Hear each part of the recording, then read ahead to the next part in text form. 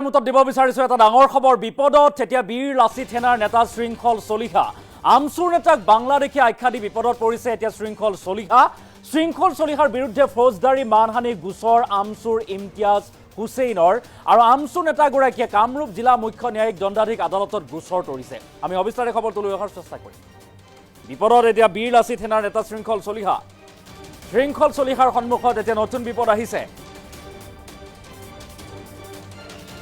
আৰু আমচুৰ নেতাক বাংলাদেশী আখ্যা দি বিপদত পৰিছে এতিয়া শৃংখল চলিহাৰ বিৰুদ্ধে আমচুৰ নেতা ইমতিয়াজ হুছেইনে তৰিছে ফৌজদাৰী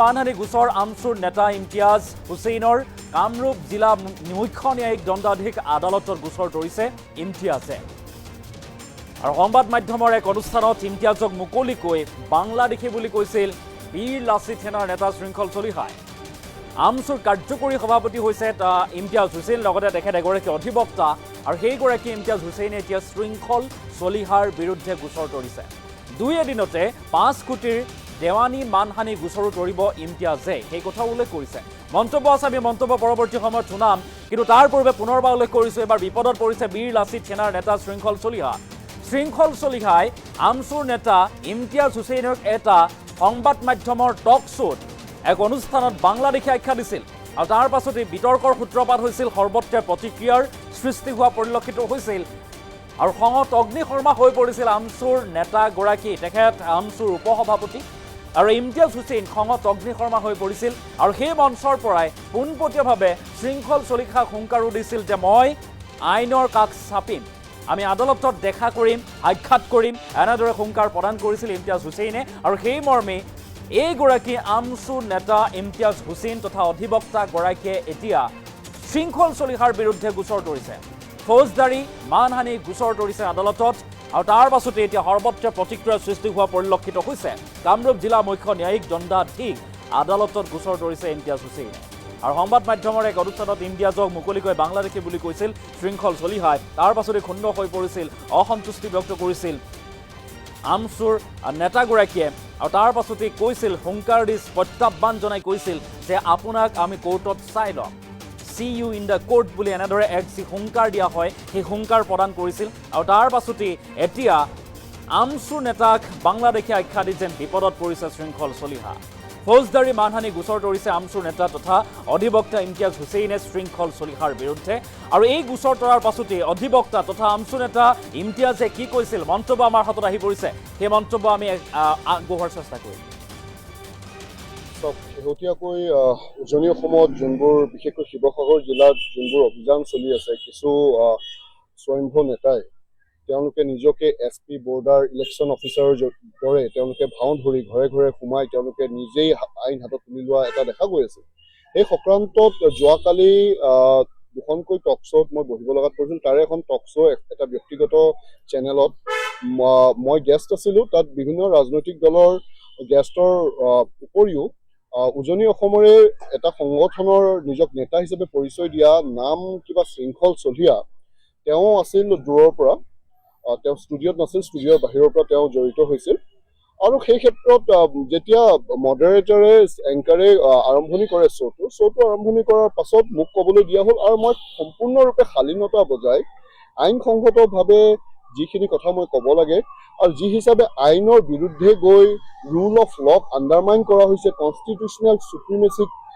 তেওঁলোকে আপহেল কৰিবলৈ পৰা নাই জিলা প্ৰশাসনে আৰু যিসকল লোকে আজি নিজক তেওঁলোকে আইন হাতত তুলি লৈ নিজক SP বৰ্ডাৰ বা ইলেকশ্যন অফিচাৰ হিচাপে তেওঁলোকে পৰিচয় দিবলৈ চেষ্টা কৰিছে এনেধৰণৰ বিশৃংখলতা যদি সমাজখনত চলি থাকে তেতিয়াহ'লে দেশৰ সম্পূৰ্ণ আইন ব্যৱস্থাৰ বাবে এইটো ভাবুকি স্বৰূপ এই কথাখিনি কোৱাৰ পাছত তেওঁ কথাখিনি যেতিয়া ক'ব ধৰিলে তেওঁ কোনো কথা নাই বতৰ নাই আইন আমি নামানো দেশ থাকিলে আদেশ নালাগে এনেধৰণৰ কথা ক'লে আৰু তাৰ পাছত হঠাৎ কথা এটা কৈ দিলে যে বাংলাদেশে আমাক আইন শিকাব আহিছে তেতিয়া মই সুধিলোঁ বাংলাদেশী কোন তেওঁ ক'লে তই বাংলাদেশী অপমানসূচক তাৰ পিছত কেইবাবাৰো তেওঁ বাংলাদেশী বুলি মোক অভিহিত কৰিলে এতিয়া কথা হ'ল মই আজি 10 বছৰ ধৰি এইখন গুৱাহাটী উচ্চ ন্যায়ালয়ত মই প্ৰেক্টিচ কৰি আছোঁ আৰু মোৰ নামৰ পিছফালে অকল হুছেইন থকাৰ বাবে নামৰ আগফালে মহম্মদ থকাৰ বাবে মোক বাংলাদেশী হিচাপে অভিহিত কৰি মোক জনমানসক যিখিনি মোক অপমানিত কৰা হৈছে, যিখিনি ডিফেম কৰা হৈছে আৰু মোৰ ওপৰত যি এটা ভুৱা অভিযোগ তোলা হৈছে, এইটো সম্পূৰ্ণৰূপে বেআইনী আৰু আইনৰ বিৰুদ্ধে হয় এই গোটেই কথাখিনি।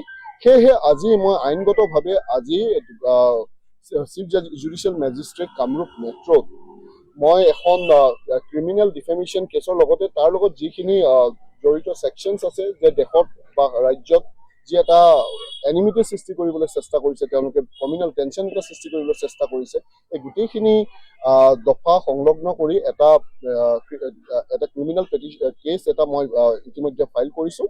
আৰু পৰৱৰ্তী সময়ত মই আৰু 1-2 দিনৰ ভিতৰতে মই চিভিল ডিফেমেশ্যন কেছ এটাও ফাইল কৰিম। আৰু তেওঁৰ বিৰুদ্ধে তেওঁ যিখিনি মোক আঘাত কৰিলে, ইনজিয়ৰ কৰিলে এই ধৰণৰ ষ্টেটমেণ্ট দি কাৰণে, ইৰেছপনচিবল ষ্টেটমেণ্ট দি, তাৰ বাবে মই তেওঁৰ বিৰুদ্ধে এটা 5 কোটি টকাৰ এটা মই চিভিল ডিফেমেশ্যন কেছ এটা ৰুজু কৰা এটা সিদ্ধান্ত লৈছোঁ আজি মই। আৰু আমি সেই মন্তব্য শুনোৱাৰ চেষ্টা কৰিলোঁ। এই মন্তব্য আগবঢ়াইছে এতিয়া আমচুৰ নেতাগৰাকীয়ে। বিপদত এতিয়া বীৰ লাচিত সেনাৰ নেতা শৃংখল চলিহা। এই মুহূৰ্তৰ আটাইতকৈ ডাঙৰ খবৰ, বীৰ লাচিত সেনাৰ নেতা শৃংখল চলিহা যেন এতিয়া বিপদত পৰিব, কিয়নো বাংলাদেশে আখ্যা দিছিল আমচুৰ নেতা ইমতিয়াজ হুছেইনক। এটা চলিত টক শ্ব'ত, সংবাদ মাধ্যমৰ এটা চলিত অনুষ্ঠানত আমচুৰ নেতা ইমতিয়াজ হুছেইনক বাংলাদেশে আখ্যা দিছিল বীৰ লাচিত সেনাৰ নেতা শৃংখল চলিহাই। আৰু তাৰ পাছতে সৰব হৈ পৰিছিল আমচু। বিভিন্ন সময়ত বিভিন্ন প্ৰতিক্ৰিয়া আগবঢ়োৱা দেখিবলৈ পোৱা গৈছিল। আৰু সেই অনুষ্ঠানতেই এক প্ৰকাৰ শৃংখল চলিহাক হুংকাৰ দিছিল, প্ৰত্যাহ্বান জনাই কৈছিল যে আপোনাক মই কোৰ্টত চাই ল'ম, এনে এক মন্তব্য কৰিছিল এইগৰাকী ইমতিয়াজ হুছেইনে। আৰু সেই মৰ্মেই এতিয়া আদালতৰ কাষ চাপিছে, গোচৰ তৰিছে আমচুৰ নেতা ইমতিয়াজ হুছেইনে।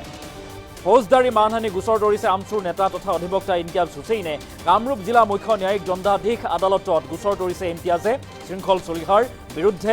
সংবাদ মাধ্যমৰ এক অনুষ্ঠানত ইমতিয়াজক মুকলিকৈ বাংলাদেশী বুলি কৈছিল শৃংখল চলিহাই। আৰু আমচুৰ কাৰ্যকৰী সভাপতি এইগৰাকী ইমতিয়াজ হুছেইনে এতিয়া শৃংখল চলিহাৰ বিৰুদ্ধে এনেদৰে গোচৰ তৰা পৰিলক্ষিত হৈছে। 2 এদিনতে 5 কোটি টকাৰ দেৱানী মানহানি গোচৰো তৰিব ইমতিয়াজে, সেই কথা উল্লেখ কৰিছে। তেখেতে কৈছে এক চলিত সংবাদ মাধ্যমৰ এক অনুষ্ঠানত মোক অপমান কৰা হৈছে, মোৰ মানহানি কৰা হৈছে, সেই অভিযোগেৰে এনেদৰে গোচৰ তৰিছে এতিয়া অধিবক্তা ইমতিয়াজ হুছেইন তথা আমচুৰ নেতাগৰাকীয়ে। শৃংখল চলিহাৰ সন্মুখত এতিয়া নতুন বিপদ আহিছে নেকি? বিপদত পৰিব নেকি এতিয়া বীৰ লাচিত সেনাৰ নেতা শৃংখল চলিহা? বাংলাদেশে আখ্যা দিয়ে, আমচুৰ নেতাক বাংলাদেশে আখ্যা দিয়াটো এতিয়া ভুল হ'ল নেকি?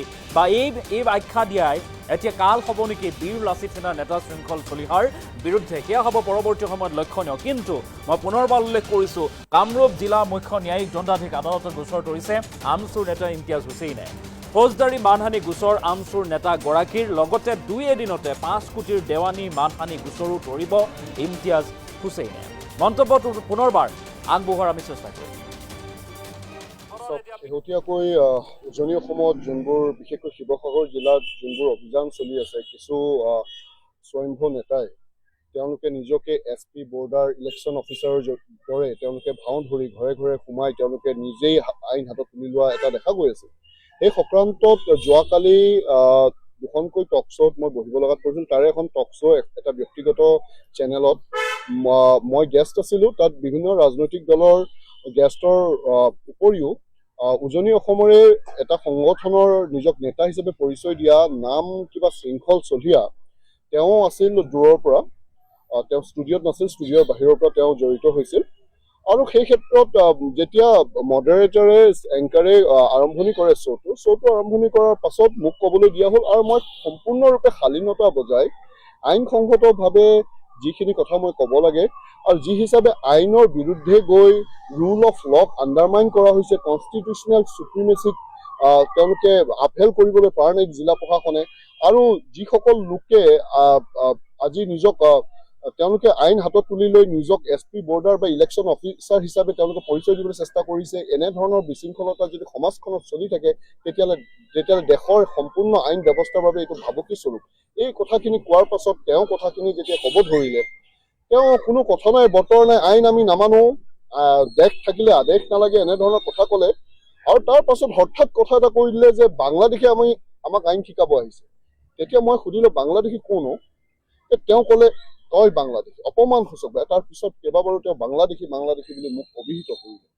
এতিয়া কথা হ'ল, মই আজি 10 বছৰ ধৰি এইখন গুৱাহাটী উচ্চ ন্যায়ালয়ত মই প্ৰেক্টিচ কৰি আছোঁ।